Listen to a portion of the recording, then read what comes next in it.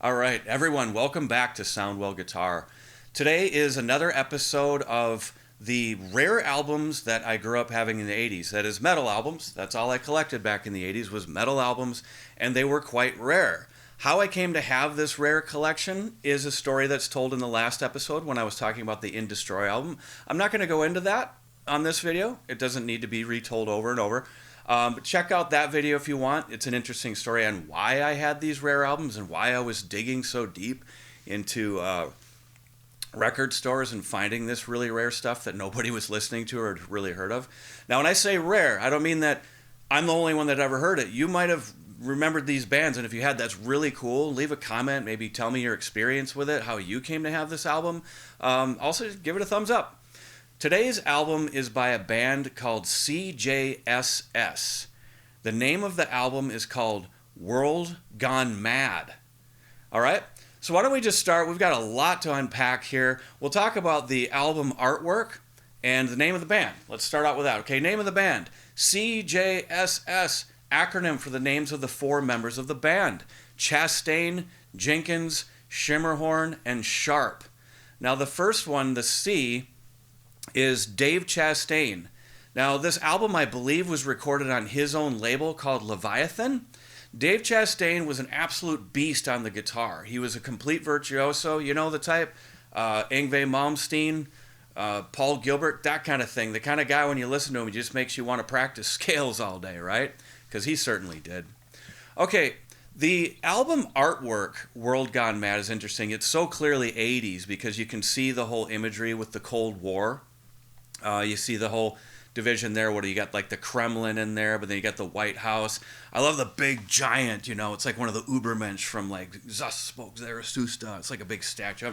A lot of this imagery, I mean, I wish I knew these guys personally and asked them what exactly was this all about.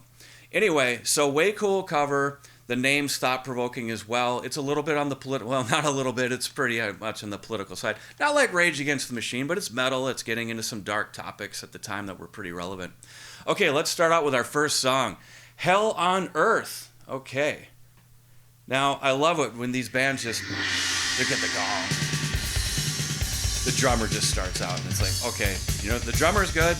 They're letting you know right off the bat, technically proficient band. And then there's that. Wow. And then that riff. Okay, that riff's pretty cool. Let's start off. I'm going to play that riff.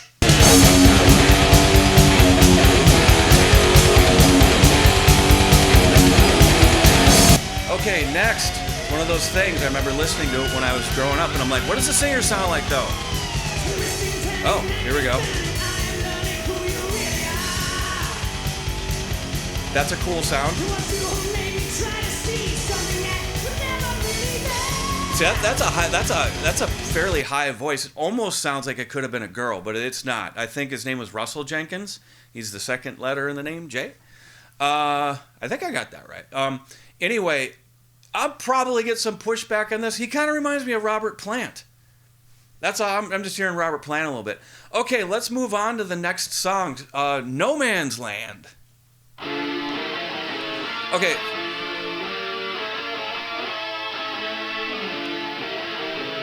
That's so cool. I'm a sucker for harmonies like that. That's really neat. That's a D minor arpeggio.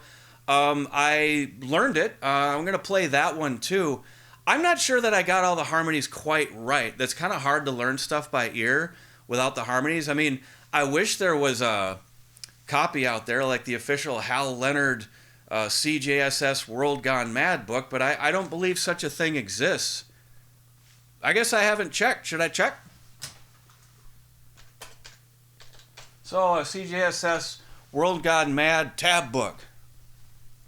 No. No, it doesn't exist. I'm on my own. No problem.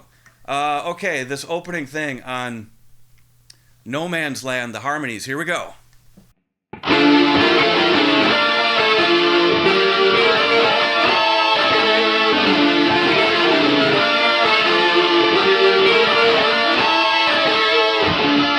Okay, now it begs the question, they were a four-piece. That means You got one guy on guitar, and you got your singer, and then you've got your bassist and drummer. I don't believe that the singer played guitar. I've looked at live footage, so you've got one guitar. With these harmonies in there, this is all just done in the studio.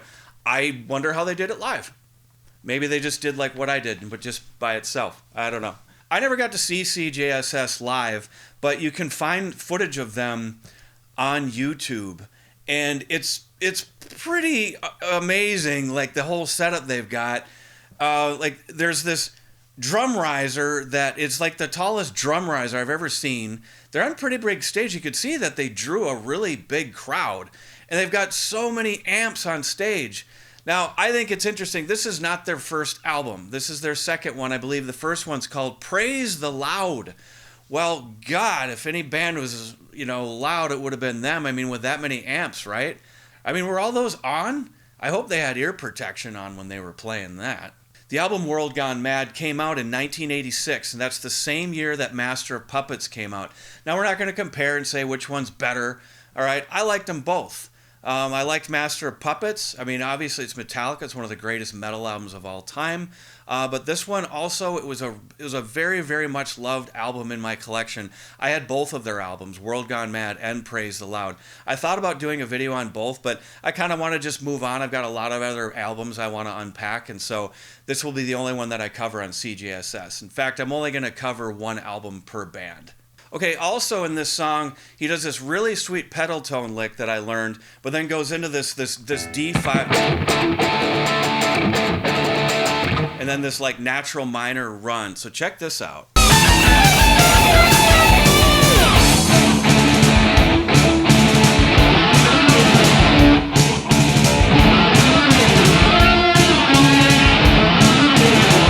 Okay, next we have the song World Gone Mad, the actual title track. But interestingly enough, if you owned the record like I did on cassette or vinyl back in the day, before you got to this track, there was actually a Led Zeppelin cover. So I don't think I'm entirely crazy when I kind of heard a little bit of Robert Plant, singer for Led Zeppelin, in his voice. They did a Led Zeppelin cover, and it's not on the Spotify one. It was Communication Breakdown. Drew a blank for just a second there. Communication Breakdown by Led Zeppelin. You will not find that cover on Spotify, but if you go on like YouTube, you'll get the whole album and that it's on there. Honestly, I think it takes a lot of confidence to cover a Led Zeppelin song, especially for the singer. So kudos to that guy, because not only did he attempt to do it unblushingly, but did a pretty good job. Okay, so then skipping over that one, though, we go right into World Gone Mad. I'm kind of afraid to do anything with the Led Zeppelin one because I don't want my channel to get blocked. Okay, the opening riff. Let's just take a look at that.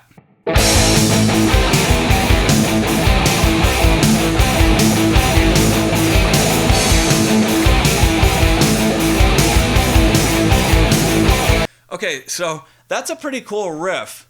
Now, let's see here. So we've got like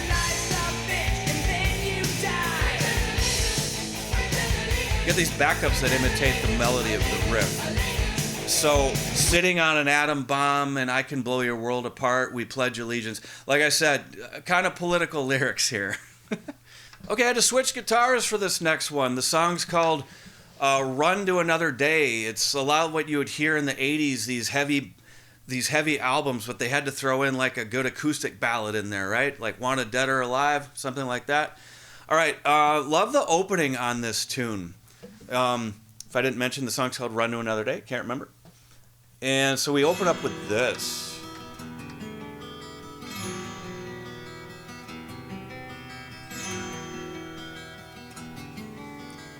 That's pretty. I mean, I like that E minor chord with that F sharp in there, and then doing the upstroke sweep on that. Yeah. So after that, when he does that chord right there, which is kind of cool.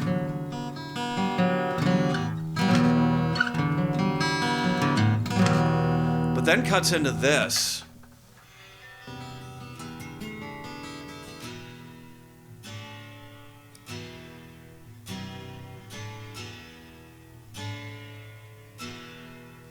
That's pretty cool.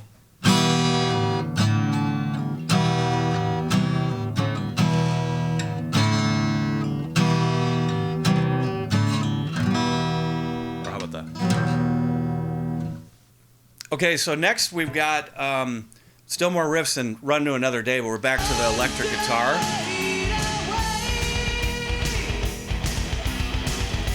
Okay. That's like a total Maiden riff, you know. It kind of reminds me of a lot of Maiden songs. When I think about like A Number of the Beast, that "Hallowed Be Thy Name" song. Let's check that one out.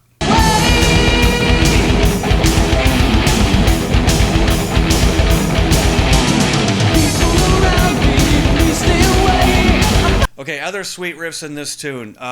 If you go to around about 2 minutes.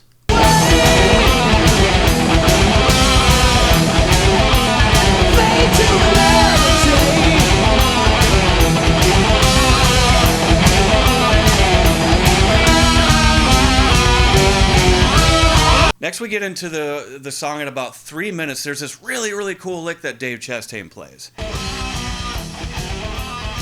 So that's that really cool riff again.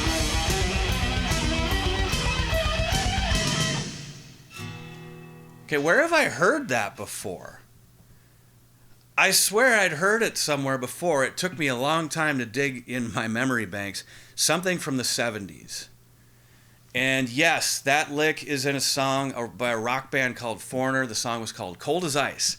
I swear that exact same lick is in there. I'm not saying that Dave Chastain plagiarized anything, just these things happen sometimes. That's a really cool riff. Definitely worth playing. Here we go.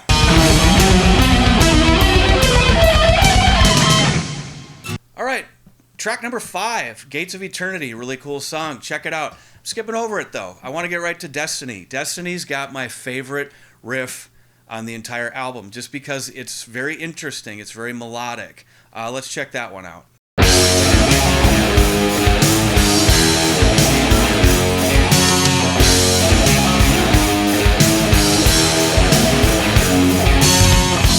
Okay, this song, again, something I might get some pushback on. Everybody here sings a little bit differently.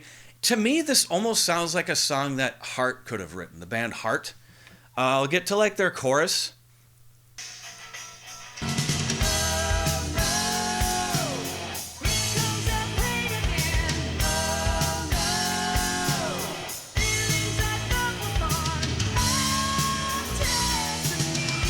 I think it's a pretty sweet hook. Had to grab a bass for this one. Track number 7, Welcome to Damnation, opens up with a really cool bass riff.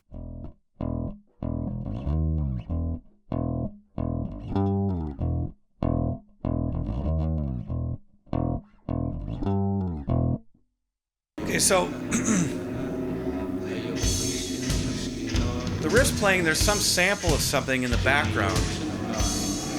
It sounds like they sampled it from The Exorcist or something, you know, the priest with a cross and speaking Latin or something. I don't know where they got it.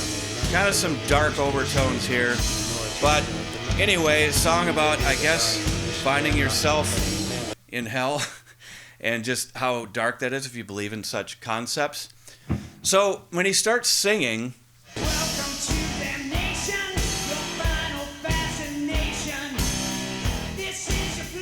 okay, rhyme fascination with damnation.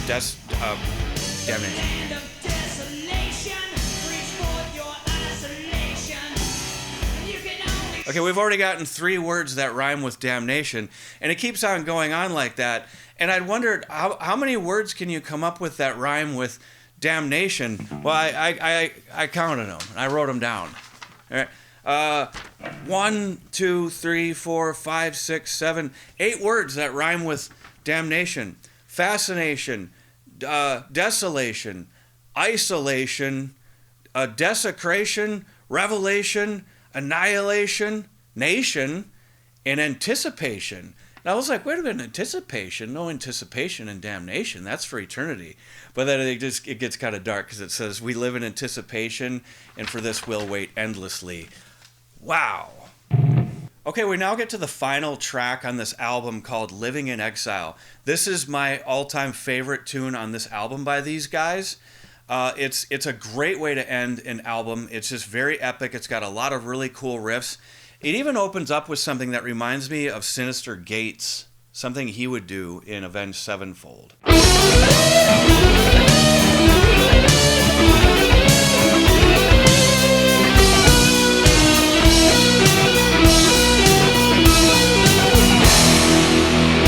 Another riff worth checking out on this song, Living in Exile, is at about 425.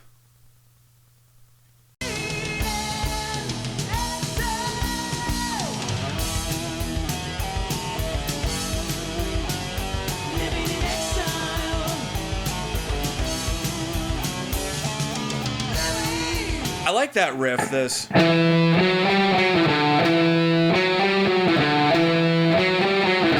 Another Maiden kind of sounding riff, and like I mentioned before, kind of like the Hallowed Be Thy Name. Yeah,